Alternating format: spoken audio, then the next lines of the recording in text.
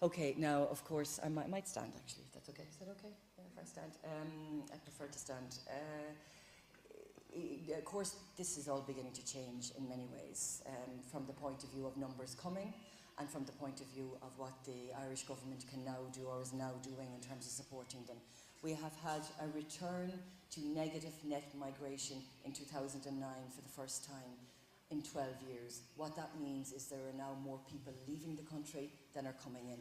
And that had not been the case for many, many years, since 1996 in fact. So this is a very big thing. And that is due to the recession. As you know, Ireland is now effectively an economic basket case, okay? So from being an economic miracle to an economic basket case. So I don't know if you have the Italian for that. But it's very, very big problems, unfortunately.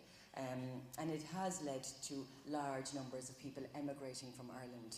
As yet, the largest number emigrating is Irish people, still, okay? But of course, people who came in will also be, migrants who entered are now leaving as well, but they would be primarily people from those European Union, later European Union countries, okay? So that's not to say that, like, everyone has left Ireland. That's not the case at all. And when people came to Ireland, they often came to make their lives in Ireland, not just for temporary working for a few years. You know, they came to make their lives, and they have settled down and had children or married Irish people. And so, in fact, a lot of European Union people who tend to travel for work anyway, and Irish people would also have done the same thing in years gone by, when before we had the Celtic Tiger. So it is a big phenomenon for European Union people to travel around where the work is. So there's nothing unusual in that. It goes in cycles. So many people who will have come to Ireland will stay, the non-European Union people in particular, and it is primarily them that we would deal with as a service, okay? So for us in the Immigrant Council, nothing much has changed really, other than it's much harder for people to now live in Ireland. So, how much time have I left, Andrea? Sorry, how much time? Great, 5 minutes, okay, that's fine. Okay, so that's just something to bear in mind, I suppose. I know you have been hit by the recession in Italy too, of course, but I think we have had an extreme version in terms of where we were. We had 4% unemployment, we now have almost 15.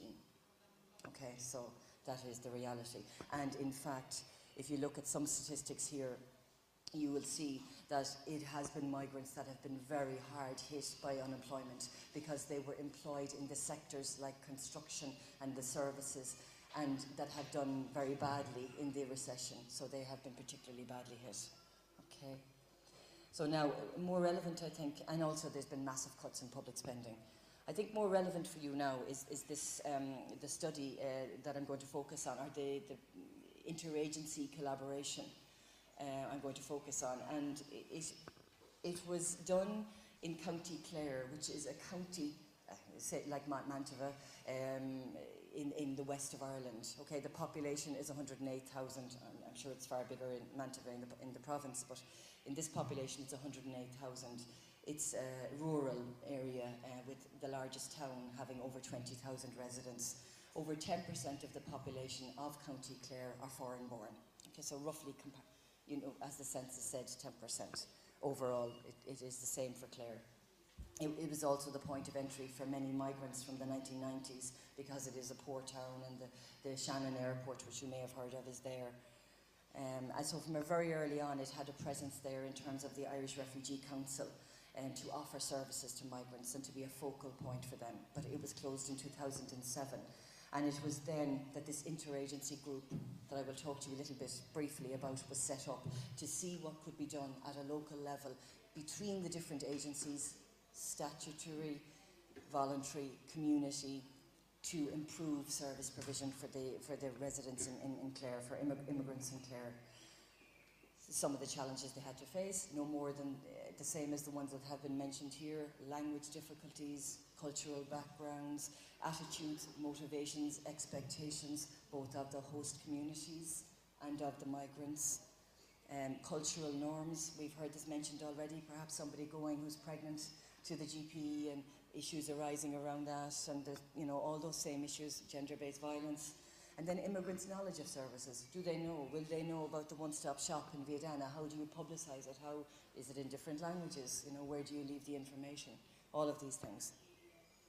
This interagency group, which I think has been a huge success and could be a model certainly for anything, any agency or a region in Europe to set up the same, specific to the context it's in, of course, but it could be applied anywhere. The local authority, the equivalent of the Comuna de Viadana, that's who was involved. Local non-governmental organisations and community groups. The Health Services Executive, which is responsible for the delivery of health services. FOS, which is the Irish for growth. It's the national training agency for people who are out of work or in work, for training in work as well. Vocational Education Committee, it delivers education through the secondary schools in Ireland. The Department of Education, the Citizens Information Centre, which I mentioned earlier, and other state and voluntary agencies as well. So all of these agencies come together to do a strategic plan to look at service provision for migrants in the region of Clare. Okay? An excellent model. And the 5 things they focused on, no surprises there really: communication and language, education, health, work and training, community participation, and social support. Okay, so all of these have been represented in the project. All of these have had staff here. I know I've probably no time left now, have I? 1 minute. Okay, I'll try my best. And the key principles informing the strategy were a partnership approach between the local agencies to improve the coordination of services to the immigrant community, a commitment to supporting the inclusion of new communities and recognising their needs in the planning and development of services. And I think this is key, okay? The key point is the second one, is the inclusion of immigrants in any strategy that you are designing or developing. You must include immigrants in that process, because it is only then you will know what the real needs are and how you can respond to those. And also in terms of having buy-in, I don't know if that's a word that can be so that people will become involved, really, and have respect for it. So it's very important. And a clear focus and direction towards improving opportunities for individuals and their families. Action based on identified needs in partnership with members of the community as well. You must identify the needs. Is there any possibility I can have another couple of minutes, or do I really need to finish up? Can I have another 2 or 3 minutes? No, not really. No. Okay. 2. Okay. What? What's that? Oh, do they? Okay, all right. Okay, sorry. Good. Thank you. The people have spoken. Okay, thank you. Fine. I suppose just some key elements of what happened. The interagency group was established. There was research done on the needs of immigrants, like we did here with Bikaka. Okay, needs done on the research done on immigrant children as well. That the results of that were fed back to all the groups on the interagency group. Then I won't go through that. They launched a strategy document. Now I'll show that to you. For any of you that are interested, maybe come to me during the break and I can show you the document in English, of course, and Irish, but no good for you. They identified 60 strategic actions. And I think one of the key things was that many of these strategic actions simply, we will do this, we will do this. They were very doable. They were very easy, very practical. And just some examples of those in the different groups, in the different headings that we identified. Communication and language. Develop and adapt a handbook of basic phrases in core languages. Okay, not too difficult. Investigate the use of information technology to provide interpretation for people. Education. Develop an interpretation pack and program for children in preparing for primary school. Very obvious as well, but practical and doable.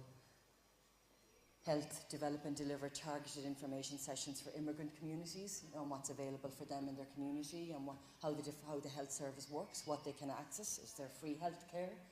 Can their children get free health care? Things like that. Engage with GPs with regard to provision of more culturally appropriate information as well and services. Then work and training to provide job-seeking skills for migrants.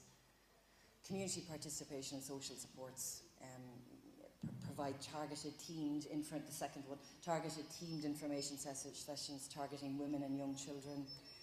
Training to immigrants to act as advocates in their own communities, very important. We have a big tradition of that in Ireland now.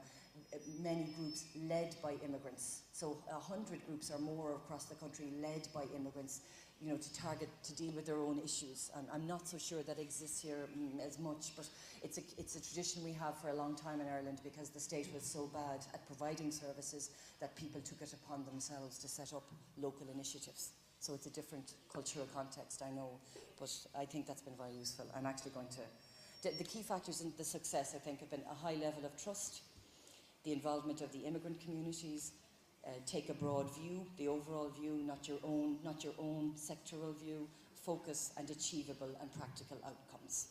Okay, I'll leave it at that. So sorry. Thank you.